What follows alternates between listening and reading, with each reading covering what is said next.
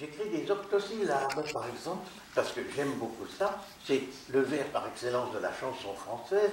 Et moi, j'adorerais qu'on chante des poèmes. D'ailleurs, ça commence. Mais ça commence. Oui, en oui. tout cas, il y a de la musique déjà. Oui, il y a des chants. Nous avons entendu un concert il n'y a pas si longtemps. Ah oui, mais ça, c'est encore... De jazz, c'est encore autre chose. Ça, c'est encore autre chose. Vous allez nous en parler aussi. Alors, donc maintenant j'ose me déclarer comme...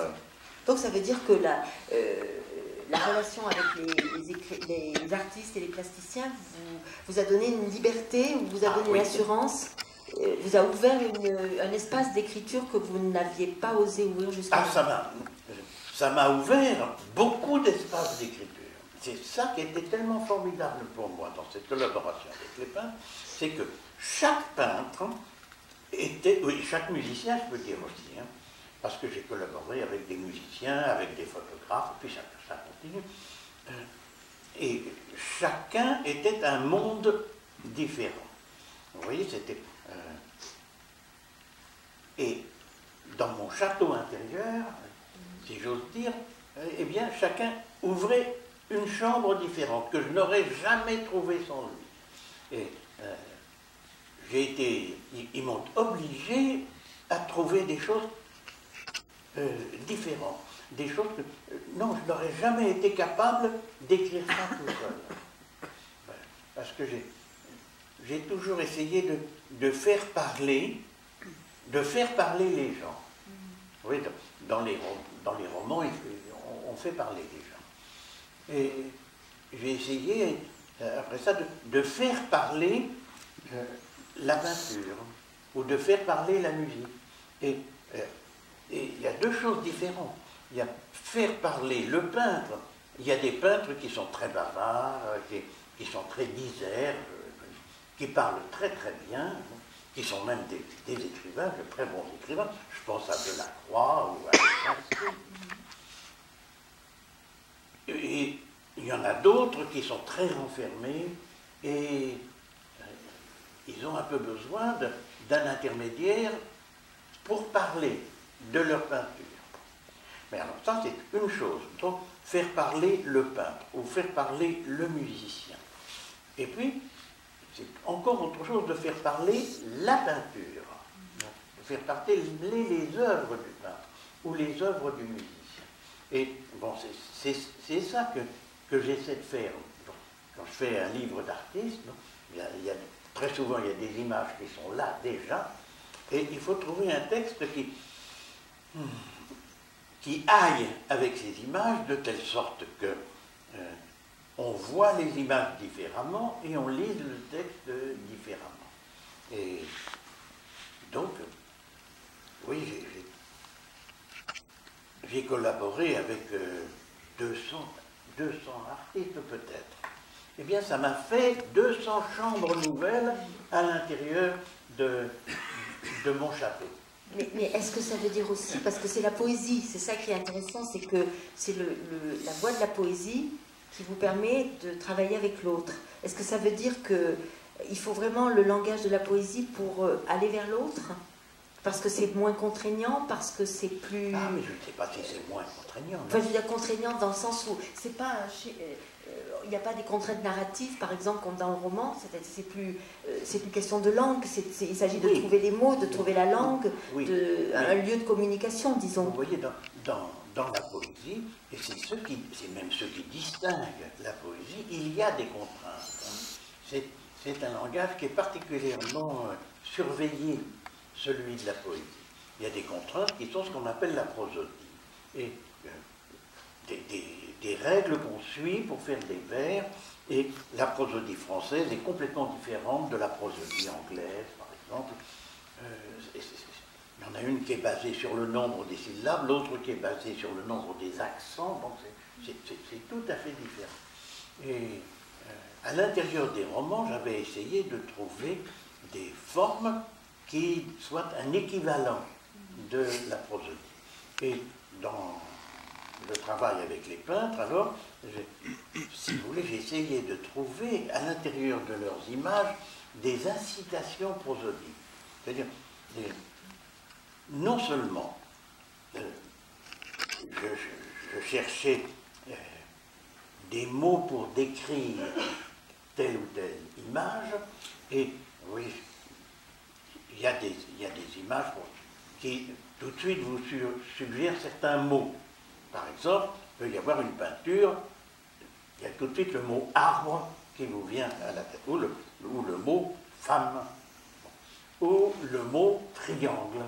Et pour moi, que ce soit une femme, un arbre ou un triangle, c'est le même problème. C'est très ce sont ces trois objets très très intéressants, intéressants différemment, mais très très intéressants.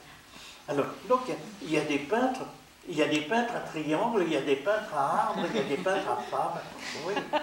Et donc, premièrement, il s'agit pour moi de trouver des mots pour décrire ces formes qui apparaissent dans les images.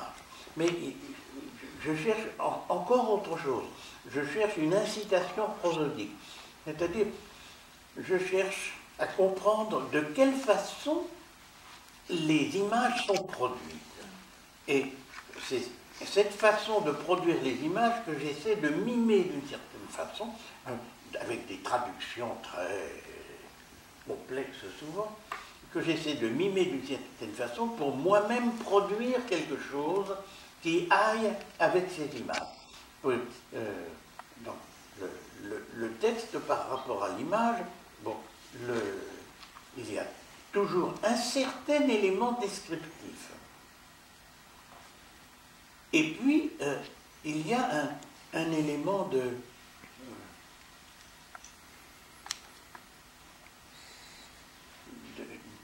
don de la parole. Je suis en face de l'image, et puis je cherche à dire à quelqu'un d'autre comment je peux distinguer cette image d'une autre.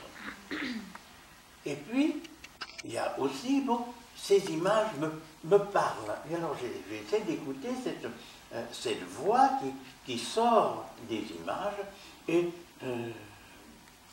la disposer de telle sorte qu'on l'entende le mieux possible. On pourra toujours me dire, mais vous entendez ça dans telle image, mais tel autre entendra quelque chose de différent, et ça naturellement. Et je ne demande qu'à provoquer l'écoute et le discours de quelqu'un d'autre. Je ne veux que donner des espèces d'exemples, d'échantillons de ce que l'on peut faire, de la façon dont on peut animer un ensemble de peintures ou une musique ou une photographie. Oui, d'ailleurs, dans votre œuvre, si on suit la chronologie, un peu la chronologie, on voit bien comment les textes se complexifient de plus en plus, parce que vous travaillez effectivement des formes, vous multipliez les voix, qui deviennent des oratorios, qui deviennent des fugues, enfin vous aimez beaucoup tout ce travail aussi sériel, et c'est vrai que je vois très bien comment, pour vous, la poésie, c'est le lieu des gestes de création et de transmission, comme vous disiez, parce que toujours on a aussi ce sentiment que vous faites passer quelque chose dans la rigueur que la langue poétique oblige à trouver. Bon, ces textes poétiques faits en présence des peintures, eh bien, ils me libèrent. Mais ils me libèrent à cause de ces contraintes qui sont maîtrisées. Je me suis toujours demandé pourquoi les poètes d'autrefois écrivaient des alexandrins ou des sonnets. C'était pas simplement c'était pas simplement parce que c'était la mode. C'est parce que ça leur apportait quelque chose d'absolument essentiel. Et bien c'est ça, naturellement, que je cherche et que je trouve dans la collaboration avec les peintres. Alors là, j'ai pris naturellement l'exemple du livre d'artiste, par exemple, dans lequel il y a déjà les images, et puis ensuite, moi, j'introduis mon texte à l'intérieur. Mais il y a évidemment toutes sortes d'autres exemples, et il y a beaucoup de textes qui ont été utilisés par des artistes pour faire des œuvres qui les intéressaient, parce qu'ils pensaient qu'avec ce texte-là, ils pouvaient faire un ensemble qui avait une certaine vie, une certaine nouveauté. Donc, il y a les mouvements des deux côtés. Hein. Il y a des mouvements qui sont tout à fait réciproques. Et puis, il peut y avoir des œuvres qui sont faites avec des dialogues plus ou moins compliqués. Bon, mais je peux résumer, si vous voulez, dans le fait de la production du texte à partir de l'image. Et c'est quelque chose qui est très ancien, naturellement, mais qui est en contradiction avec une tradition occidentale. Parce que dans la tradition occidentale, hein, on est les chrétiens, les juifs, les arabes aussi, les musulmans. Bon, ce sont trois civilisations du livre. Et ce sont trois civilisations qui sont fondées sur un livre fondamental, sur un texte fondamental, et ce texte est rassemblé sous la forme d'un livre. Bon, la Bible, ça veut dire livre. Et pendant très longtemps, ces livres fondamentaux ont été considérés comme le cœur de la société. Et tout le reste étant secondaire, et secondaire par rapport à ce noyau, et tout le reste devant servir à l'exaltation en quelque sorte de ce noyau. Alors, il y a le noyau biblique, ou dans l'Occident chrétien, le noyau liturgique, hein, le texte de la Bible, le texte des évangiles, mais aussi le texte de la messe, etc. Puis autour de ce noyau, alors on peut ajouter des commentaires et ainsi de suite, et on peut aller très loin jusqu'à se remettre à interroger la littérature païenne pour résoudre certaines questions que posent ces textes, etc. Et puis, il y a alors là-dedans, on est entièrement dans le domaine du texte. Mais dans le livre, le texte se présente comme quelque chose de visible. Et donc, le texte lui-même devient un objet d'art, sur lequel on va faire un travail pictural. Par exemple, on a des manuscrits magnifiques dans lesquels il n'y a que du texte, mais ce texte, par exemple des manuscrits carolingiens, le texte est écrit en or sur un fond pourpre. C'est bien quelque chose de tout à fait splendide. Et puis, on va pouvoir orner certaines lettres, par exemple les initiales. Et à l'intérieur de ces initiales, il y a quelques personnes, des animaux qui vont apparaître, des personnages, et ça va devenir de véritables illustrations, etc. Donc, peu à peu, autour de ce texte fondamental, va fleurir tout un jardin extraordinaire d'images. Bon, donc, ce sont des images qui sont toutes issues du texte fondamental. Mais aujourd'hui, nous sommes dans une civilisation de l'image, on peut dire, et alors, bon, les images demandent des légendes, c'est-à-dire des textes explicatifs, et les images vont produire maintenant du texte. Il y a quelque chose qui s'est renversé. Et que vous avez travaillé notamment dans l'illustration, puisque vous avez pris le sens inverse, et que illustration, le titre illustration, ce ne sont que des textes que vous avez repris à partir de textes faits avec des artistes. En général, oui. Alors, les images des artistes ont été ensuite enlevées, mais étonnamment, elle continue à travailler. Ah oui, oui, et oui, c'est oui. du texte qui illustre Oui. du texte. Enfin, Oui, vous oui. parlez de texte qui ruisselle, Oui, vous parlez oui, de texte oui, qui respire. Est-ce que vous pourriez préciser un peu ce que vous avez justement cherché à faire dans ces illustrations? Il y a 4 volumes, n'est-ce pas? Chaque fois, les choses se complexifient aussi. Eh bien, oui, j'ai joué sur le mot illustration en rassemblant. Bon, ça a été ma première publication de texte poétique, on peut dire ça. Après mon enfance. Alors, illustration, c'est le rassemblement de textes faits à partir de peintures ou de monuments. Parce qu'il y a dans ce livre des textes qui sont repris de livres d'artistes, par exemple Rencontre, dont je parlais tout à l'heure, ou Litanie d'eau. Et puis, mais il y a aussi le texte de la cathédrale de l'automne. Ce texte a été fait pour des photographies dans un journal illustré de cette époque-là qui s'appelait Réalité au pluriel.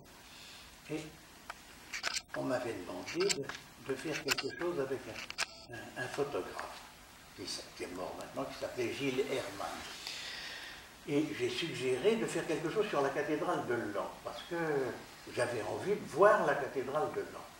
J'avais envie de la voir parce que il y a un document extraordinaire à propos de cette cathédrale. Elle n'existe que pour cette cathédrale. C'est un carnet de dessins. Et nous avons encore aujourd'hui un carnet de dessins de l'architecte de la cathédrale de Laon qui s'appelle Villard de Honnecourt. Et un des aspects les plus remarquables de la cathédrale de Laon, c'est que sur la façade, il y a des bœufs, tours, et il y a des têtes de bœufs ou de taureaux, parce qu'on ne voit que les têtes. Bon, alors, des têtes de bovins qui sortent. C'est quelque chose d'unique. Ça fait que c'est une cathédrale qui est presque un temple païen. Alors, j'avais envie de voir ça. On a fait ça. Et j'ai fait un texte pour ce journal illustré, de grand tirage, et en mettant le texte dans une typographie un peu particulière.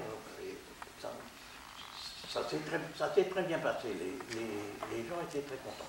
Alors j'ai repris ce texte dans Illustration, par exemple.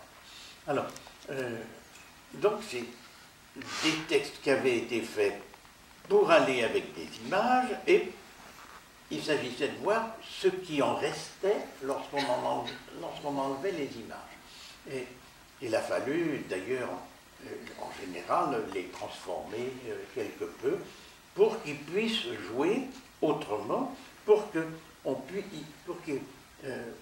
partie du texte puisse être considérée comme une illustration d'une autre partie du texte.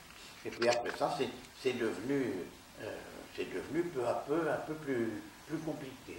Et toujours, ça a été des reprises de textes faits pour des artistes ou pour des musiciens. Je rappelle aussi qu'il existe un film sur la cathédrale de Laon, oui, que vous avez fait, et qui est une visite, en somme, oui, de l'architecture, oui, et où vous racontez, oui, l'histoire de la cathédrale de Laon. Et donc, je vous conseille de voir ce film, parce que Michel Butor au cinéma, c'est aussi très bien. Alors, pour revenir à la poésie, finalement, la poésie, c'est le géant de ces œuvres, au fond, puisque ça vous a tout le temps accompagné, et qu'on comprend bien que même lorsque vous avez travaillé le roman, c'était des gestes poétiques, on était déjà dans la contrainte poétique. Il y a aussi, et là, c'est une poésie que vous faites notamment depuis pas mal d'années déjà, je pense à un recueil comme Au jour le jour, c'est-à-dire une poésie qui est une poésie du quotidien, une poésie qui accompagne des moments de la vie, qui est un peu les heures et les jours, les travaux des jours, où vous pouvez nous parler aussi bien des rites de la vieillesse, de la lessive de Marie-Jo, de la marche, de la description de la montagne quand vous faites une promenade. Donc il me semble que là, c'est encore Autre chose, en disant que c'est un autre aspect de la poésie qui est souligné là, comme si au fond vous nous disiez que nos gestes les plus banals sont poétiques, même si nous l'avons oublié, même si nous ne prenons pas le temps de le voir. Oui. Est-ce que c'est pas aussi une sorte de vision du monde que vous voulez nous transmettre ainsi ou nous donner à voir? Les gestes les plus ordinaires, il faut les regarder autrement. Je me souviens lorsqu'a été publiée la première traduction de la modification en anglais. Il y a un critique anglais qui a dit, mais voilà, ce monsieur nous décrit soigneusement un wagon de 3e classe. Pourquoi? Tout le monde sait très bien ce qu'est un wagon de 3e classe. Pas du tout, on ne sait pas, on ne l'a jamais regardé. Évidemment, d'abord, aujourd'hui, les wagons de 3e classe n'existent plus. Et puis, de toute façon, les wagons de 2e classe sont complètement différents de ce qu'étaient les wagons à cette époque-là. Et surtout, du fait justement qu'on les utilise très souvent, on ne les regarde pas. Et donc, il faut regarder ces objets qu'on croit connaître et qu'en réalité, on ne connaît pas. Alors, le quotidien doit être regardé d'une façon nouvelle.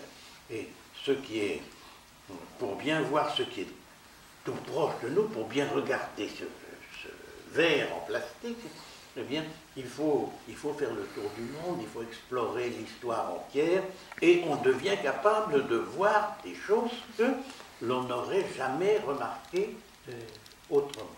Alors ça c'est un exercice qui me passionne. En ce qui concerne cette poésie au jour le jour, alors ça c'est une région de mon ordinateur. Parce que je suis passé au XXIe siècle. J'ai un ordinateur. J'ai même eu, avant la fin du XXe siècle. Et à partir du moment où j'ai eu un ordinateur, j'ai pu corriger encore bien plus mes textes qu'avant. Parce que, avec le traitement de texte, donc, on peut raturer 15 fois, autrefois, quand on avait besoin de recopier à la main ou de recopier en tapant toute la page, eh bien, après une dizaine de recopiages, on commençait à en avoir assez. Tandis que maintenant, avec les ordinateurs, donc on peut corriger. Et alors, moi je suis quelqu'un de la correction, alors je m'en donne à cœur joie. Mais, alors il y a ça, mais il y a aussi un fait très très important, c'est que l'ordinateur a une mémoire et qu'on peut agrandir, et donc les textes que j'ai écrits depuis que j'ai un ordinateur, je peux les retrouver tout de suite. Ceux que j'ai écrits avant d'avoir un ordinateur, je ne puis les retrouver que dans leur publication. Et c'est évidemment beaucoup plus... ça fait une manutention beaucoup plus lourde, c'est très compliqué. Et alors, il y a une région de mon ordinateur qui s'appelle Poésie au jour le jour, à l'intérieur de laquelle j'amasse tous les textes que je fais pour les artistes, les musiciens, etc. Et donc, ça fait une stratification. Alors, il y a une partie des textes de poésie qui étaient dans Poésie au jour le jour, ont servi à constituer un certain nombre des recueils qui ont été republiés dans le tome 12 des œuvres complètes. Mais il en reste beaucoup d'autres, et puis je continue à remplir ça. Alors, je fais il y a des dossiers qui ont à peu près une centaine de pages, et j'en suis au 59e dossier. Alors ça fait une réserve de texte énorme. C'est pour ça que les œuvres complémentaires vont dépasser les œuvres complètes. Non. Je médite de publier à la fin de l'année le premier volume des œuvres complémentaires, et qui évidemment viendront avant tout de cette réserve poésie au jour le jour. vous parlez de technologie. Et vous disiez que vous avez eu un ordinateur avant le XXe siècle. Moi, je crois que vous avez eu un ordinateur avant l'ordinateur. Parce que ce qui me frappe dans la manière dont vous travaillez la poésie, c'est que vous avez toujours été en avance sur ce qui est devenu ensuite technologique. Je regarde Mobile, un ordinateur l'aurait fait, mais vous l'avez fait bien avant, et beaucoup d'autres livres comme cela. Votre Faust, on parlait de votre Faust hier, votre Faust aujourd'hui avec l'Internet, disons, puisque c'est une... enfin, vous allez l'expliquer mieux que moi, mais disons que c'est quelque chose de radiophonique très, très mondial, oui. Et qu'aujourd'hui avec Internet, on le ferait très bien, vous l'avez fait à une époque artisanale. Oui. Donc il me semble qu'à tout moment, la poésie vous a aussi porté à inventer des formes avant même qu'on ait les moyens, c'est-à-dire de façon artisanale. Quand j'ai écrit Mobile, j'aurais beaucoup aimé disposer d'un ordinateur. Seulement Mobile est un très vieux livre. Ça a été publié en 1962, vous voyez ça fait 50 ans. Mobile a déjà 50 ans, c'est fou. C'est l'ancêtre de l'ordinateur. Ouais. Et alors j'aurais bien voulu disposer d'un ordinateur. Mais les ordinateurs de cette époque-là étaient des machines extrêmement volumineuses parce qu'elles produisaient beaucoup de chaleur. Alors on avait besoin d'avoir des circuits de refroidissement. Et puis, c'était des machines très lentes. Parce que, et ça, on a complètement oublié ça maintenant. Parce que l'information, on faisait entrer l'information à l'intérieur de l'ordinateur par l'intermédiaire de cartes, de petits cartons, la taille des billets de chemin, qui avaient la taille des billets de chemin de fer actuels. Donc des petits cartons qui étaient perforés. Et toute l'information passait par les trous de ces... Comme dans les métiers à tisser jacquard. Et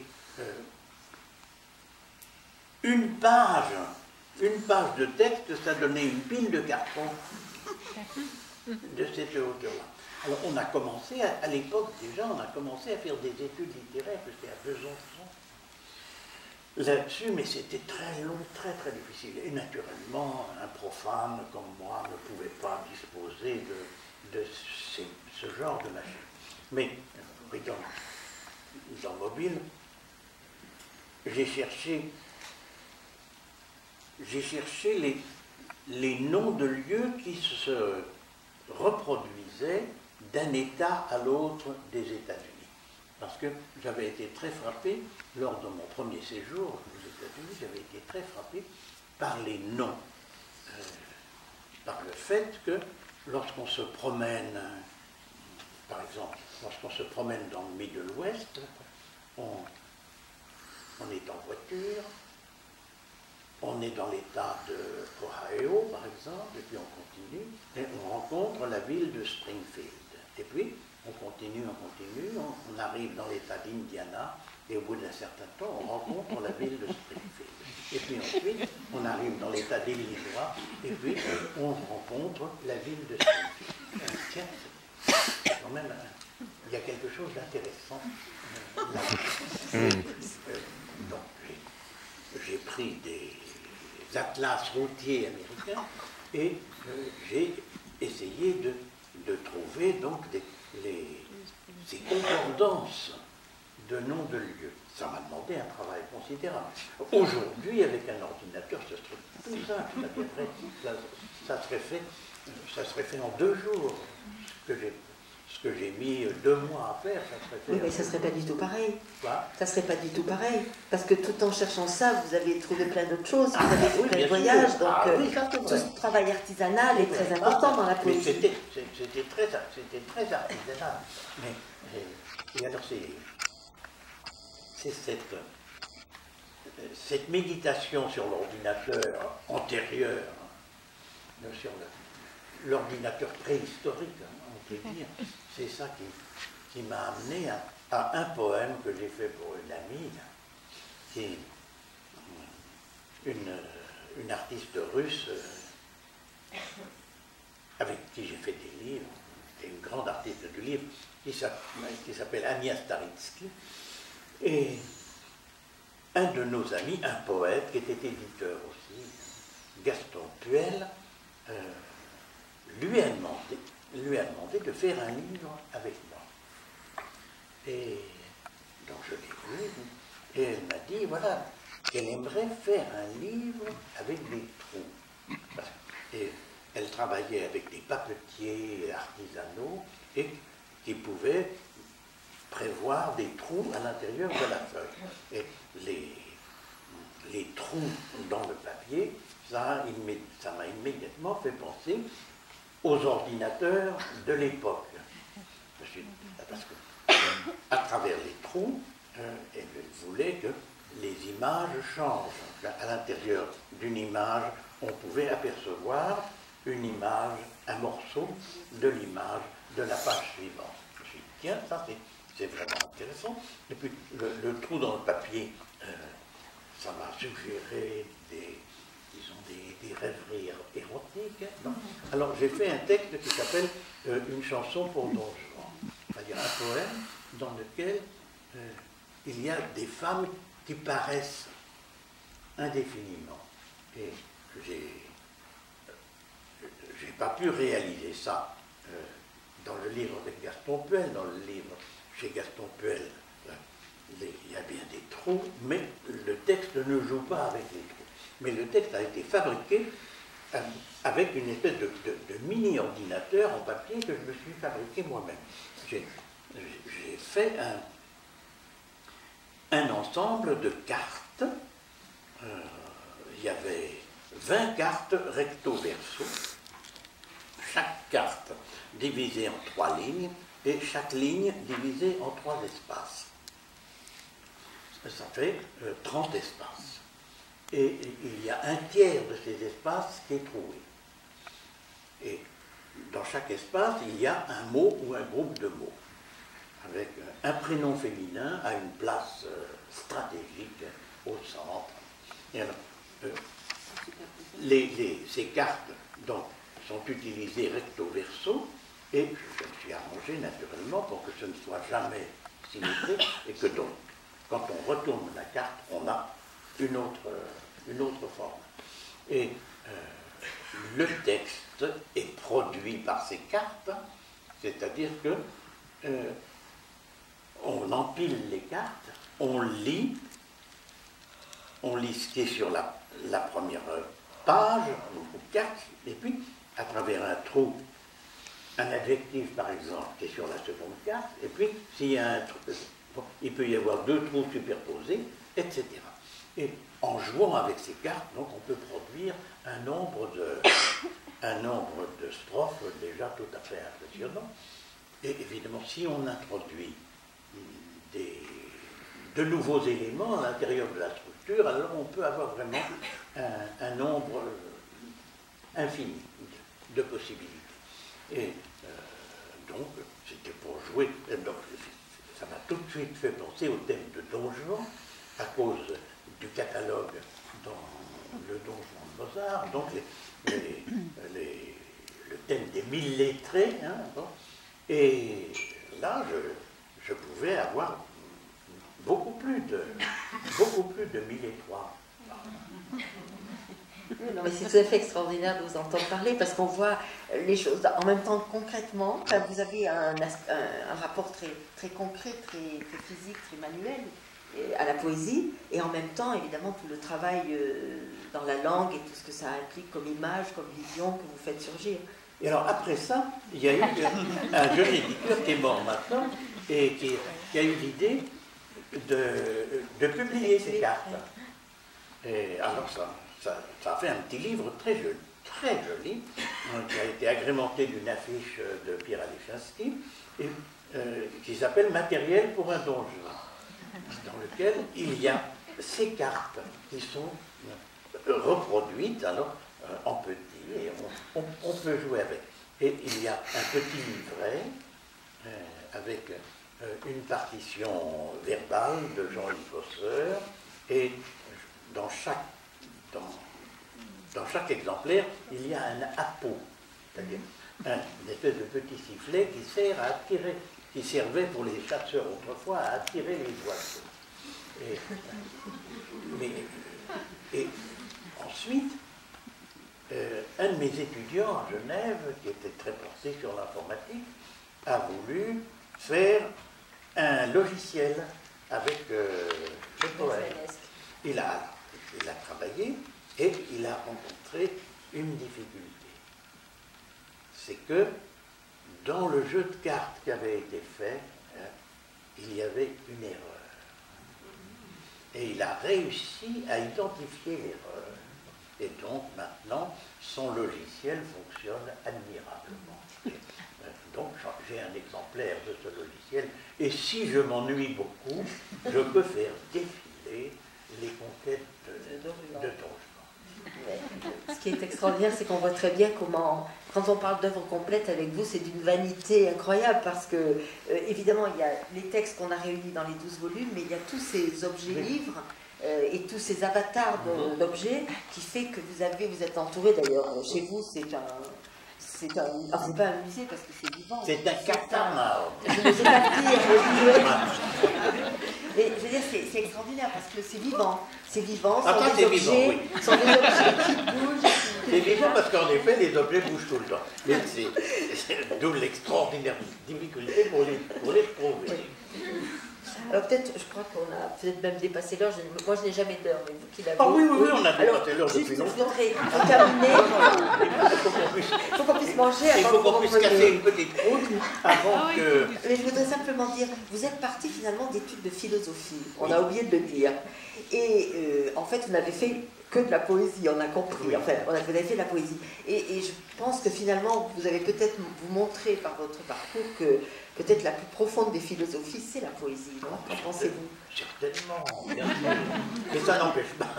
Ça n'empêche pas.